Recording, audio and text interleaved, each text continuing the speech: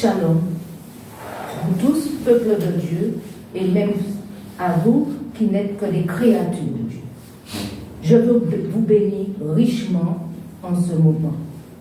Je sais que vous avez besoin de l'Éternel et que l'Éternel a besoin aussi de vous. Amen.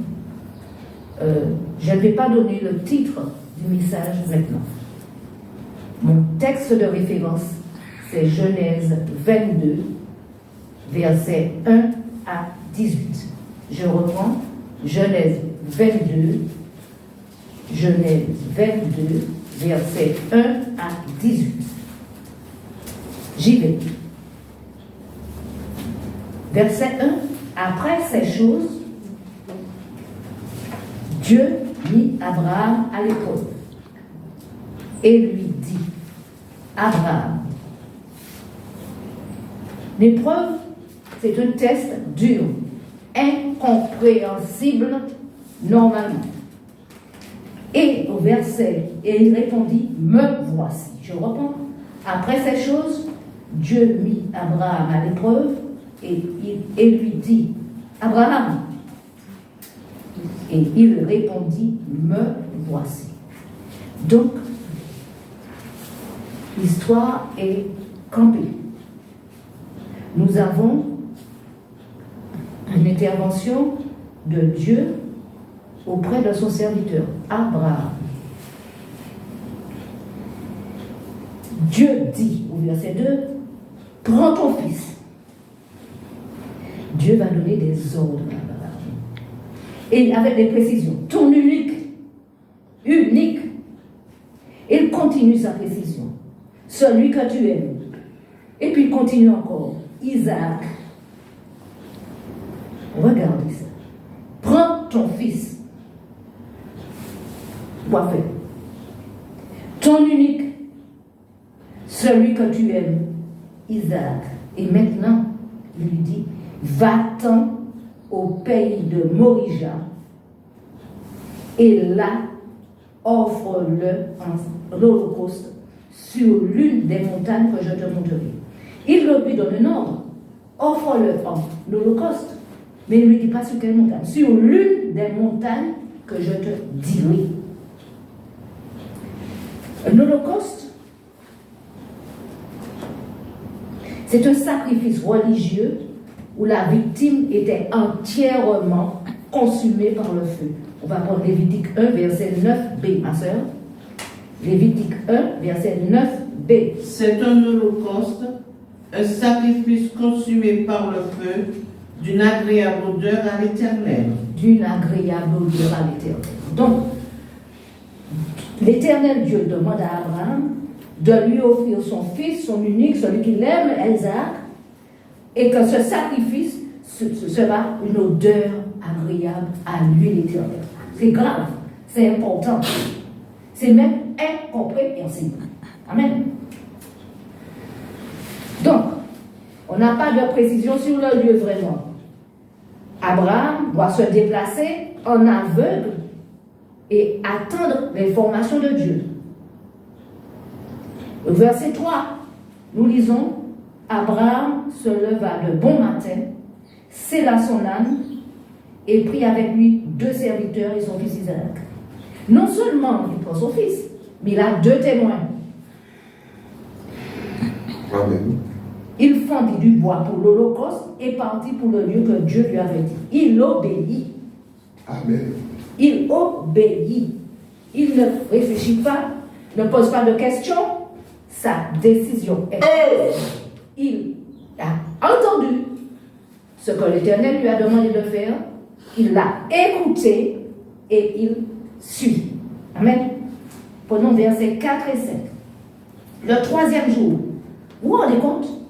Pendant 3 jours, il marche. Il a le temps de se poser des questions, n'est-ce pas? Le 3e jour, Abraham, levant les yeux, vit le lieu de loin. Je ne sais pas ce que vous auriez fait à sa place, mais moi, j'aurais beaucoup bousculé. J'aurais beaucoup posé, je me serais posé des questions, mais j'aurais posé des questions aussi à Dieu. Obéir d'une manière aussi aveugle, aussi c'est incompréhensible pour moi. Mais c'est quand même un homme de chair. C'est un homme de chair. Et qu'est-ce qu'il fait? Il obéit. Et il voit le lieu de loin. Et à ce moment-là, sa réaction est la suivante. À verset 5, Abraham dit à ses serviteurs, les deux témoins, restez ici avec l'âne, moi et le jeune homme, nous irons jusque-là pour adorer et nous reviendrons auprès de vous. Donc, il affirme à ses serviteurs qu'ils reviendraient tous les deux. Nous irons jusque-là pour adorer. Et Abraham obéit jusqu'au bout. Isaac est alors un jeune homme. Et au verset 7, il pose à son père la question suivante. Voici le feu et le bois, mais où est l'agneau pour l'Holocauste? C'est quelqu'un qui peut réfléchir, c'est pas un bébé de 2 ans, hein. C'est un jeune homme. C'est un jeune homme. Donc, où est l'agneau pour l'Holocauste? Dans son obéissance, Abraham se dispose à sacrifier son fils. Verset 9-10 que nous allons lire. Regardez son obéissance. Il arrive au lieu. Il ne fait pas de chemin crochu. Il ne fait pas. Abraham y éleva un autel. C'est important. Oui. Il arrive au lieu. Mais c'est comme si c'était un robot, Abraham. Il obéit sans comprendre. Hein? Il éleva l'autel et rangea le bois. Et vous vous rendez compte de ce qui aurait pu se passer, ce qui pouvait se passer dans l'esprit, dans la tête d'Abraham. C'est comme un amour à soi, bébé. Il y a son fils Isaac.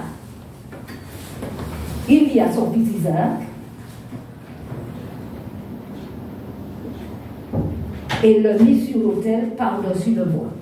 L'enfant se laisse faire. Ça, c'est extraordinaire. Ce jeune homme se laisse faire. Mais qu'est-ce qui peut se passer dans l'esprit d'Abraham? Qu'est-ce qui se passe dans l'esprit de son fils? Posons-nous des questions. Au verset 10, nous lisons, puis Abraham étendit la main et prit le couteau pour égorger son fils. Et pourtant, Dieu lui avait fait plusieurs fois des promesses concernant sa postérité en la personne d'Isaac. Et alors, versets 11 et 12, alors l'ange de l'Éternel l'appela des cieux et dit, Abraham, Abraham. Et il répondit, me voici. Une fois encore, l'obéissance est totale, elle est extraordinaire. Il dit, me voici. Imaginons, voyons dans notre esprit le bois, le feu, l'enfant lié sur le bois, et Abraham qui tient son couteau à la main pour égorger son fils. C'est une bête terrible. Et il répond, me voici. Et au verset 12, nous avons l'ange dit, n'avance pas ta main sur l'enfant et ne lui fais rien, car je sais maintenant que tu crains Dieu et que tu ne m'as pas refusé ton fils, ton unique. Tu crains Dieu. C'est l'intervention de l'Éternel. Et nous avons une conclusion en forme de bénédiction, versets 17 et 18. Verset 17. Je te bénirai et je multiplierai ta postérité comme les étoiles du ciel et comme le sable qui est sur le bord de la mer. Et ta postérité possédera la porte de ses ennemis. Toutes les nations de la terre seront bénies en ta postérité parce que tu as obéi à ma voix. Quelle promesse! Quelle promesse! Mais, on va reprendre le verset 1 qui commence après ces choses. Genèse 22, verset 1. Après ces choses. Alors, il nous faut savoir ce qui s'est passé, de quelle chose il s'agit. Donc, on va voir le contexte. On a, en premier lieu, l'appel d'Abraham. Genèse 12, versets 1 à 3. Tu lis, ma soeur? Genèse 12, versets 1 à 3.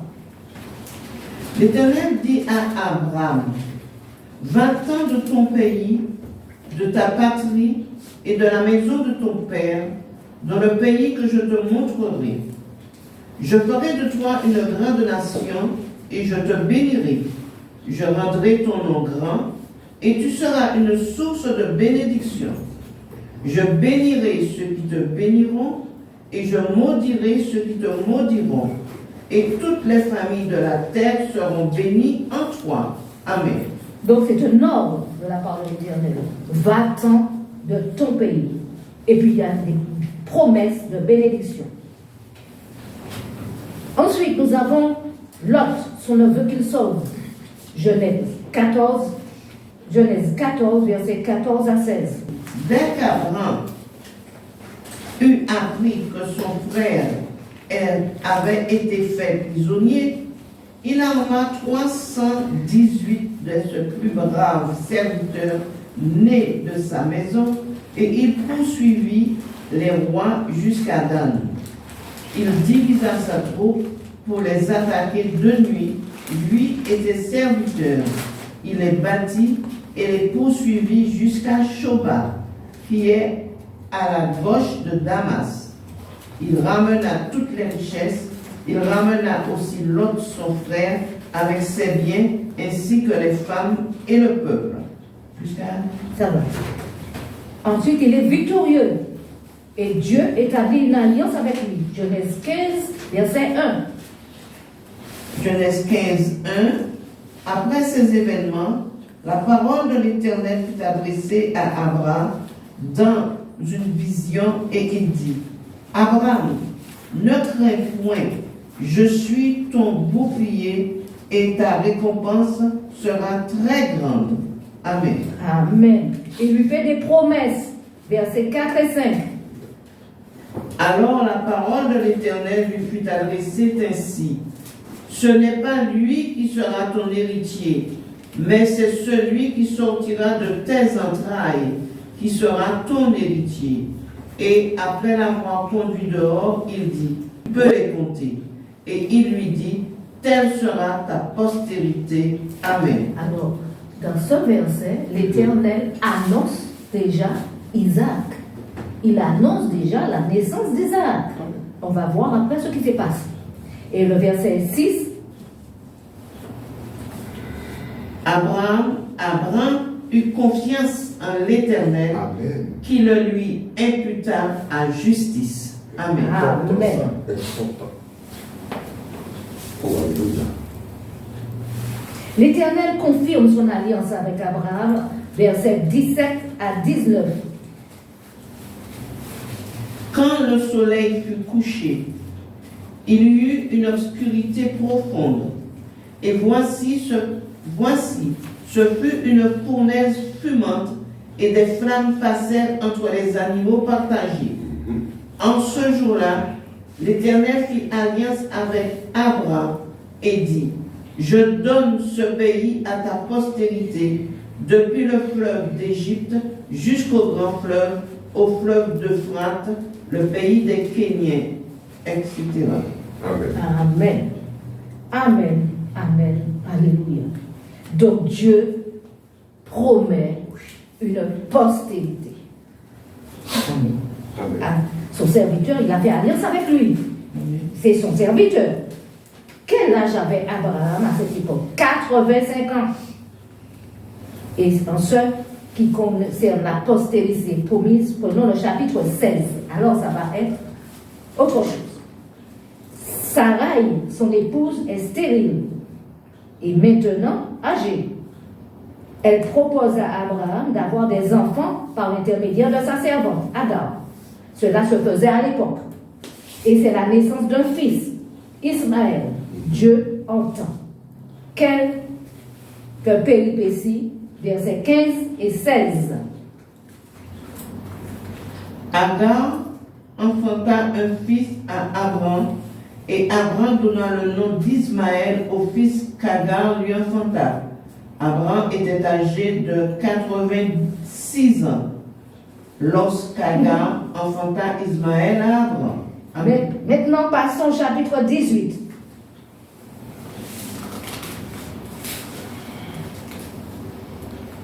Alléluia. Chapitre 18, nous voyons que Abraham et Sarah reçoivent la promesse d'avoir un fils. Il y a déjà un enfant qui est garçon, n'est-ce pas? Et versets 9 à 11. Genèse 18, 9, 11. Alors ils lui dirent, où est Sarah, ta femme? Il répondit, elle est là dans la tente. L'un d'entre eux dit, je reviendrai vers toi à cette même époque, et voici Sarah, ta femme, aura un fils. Sarah écoutait à l'entrée de la tente qui était derrière lui. Abraham et Sarah étaient vieux, avancés en âge, et Sarah ne pouvait plus espérer d'avoir des enfants. Amen. Ah, Seigneur Jésus. Que je vois.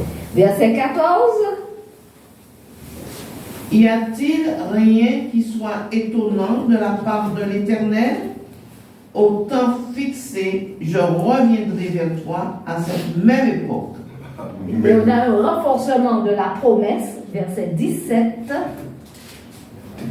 Verset 17. Alors l'Éternel dit, cacherai-je à Abraham ce que je vais faire? Abraham deviendra certainement une nation grande et puissante, et en lui seront bénies toutes les nations de la terre. Verset 19. Car je l'ai choisi afin qu'il ordonne à ses fils et à sa maison après lui de garder la voie de l'Éternel en pratiquant la droiture et la justice, et qu'ainsi l'Éternel accomplisse en faveur d'Abraham les promesses qu'il lui avait faites. Amen. Amen.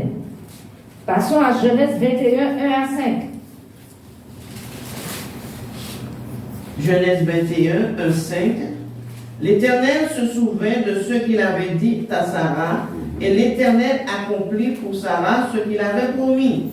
Sarah devint enceinte, et elle enfanta un fils à Abraham dans sa vieillesse, au temps fixé dont Dieu lui avait parlé. Abraham donna le nom d'Isaac au fils qui lui était né, que Sarah lui avait enfanté. Abraham circoncit son fils Isaac, âgé de 8 jours, comme Dieu le lui avait ordonné. Abraham était âgé de 100 ans à la naissance d'Isaac, son fils. Amen. Abraham a maintenant 100 ans. Et c'est la naissance du fils de la promesse. 25 ans se sont déroulés entre la promesse et sa réalisation, avec la naissance d'Isaac. Revenons à Genèse 22, verset 2. Genèse 22, 2. Prends ton fils, ton unique, celui que tu aimes, Isaac, va-t'en au pays de Morisha, et là offre-le en holocauste sur l'une des montagnes que je te dirai. Amen. Seul Isaac est le fils de la promesse. C'est pour ça que l'Éternel lui dit ton unique, n'est-ce pas? Amen. Et c'est d'Isaac que sortira une postérité qui te sera propre. Nous le lisons en Genèse 21, verset 12. Genèse 21, verset 12. Mais Dieu dit à Abraham que cela ne déplaise pas à tes yeux à cause de l'enfant et de ta servante.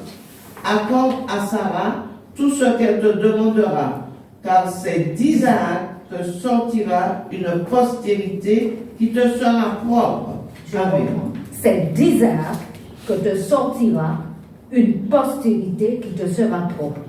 Après l'étude du contexte, chapitre 22, après nous avons appris combien l'Éternel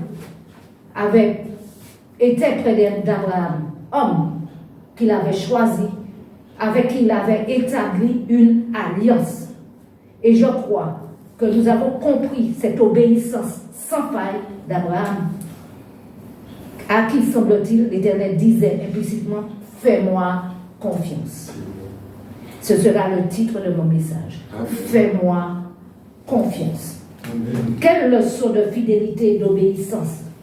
En ce qui nous concerne, nous devons savoir que nous aussi, l'Éternel nous fait passer par des tests importants, mais sachant qu'il nous aime, qu'il compte sur nous et que nous devons réussir tous les tests que nous allons passer. Alors voilà ce que je voulais partager avec vous.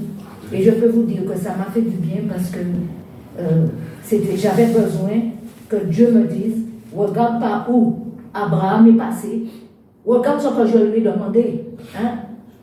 Son fils, son unique, et sans comprendre, sans chercher à... Nous n'avons pas dans la Bible des pensées qui lui sont passées dans la tête. Mais nous voyons que malgré le fait qu'il ait pu avoir des pensées bizarres, il a obéi sans comprendre. Alors je crois que Dieu nous demande de lui faire confiance et de croire qu'il est avec nous. Et c'est pour ça qu'on a appelé Abraham le père de la foi.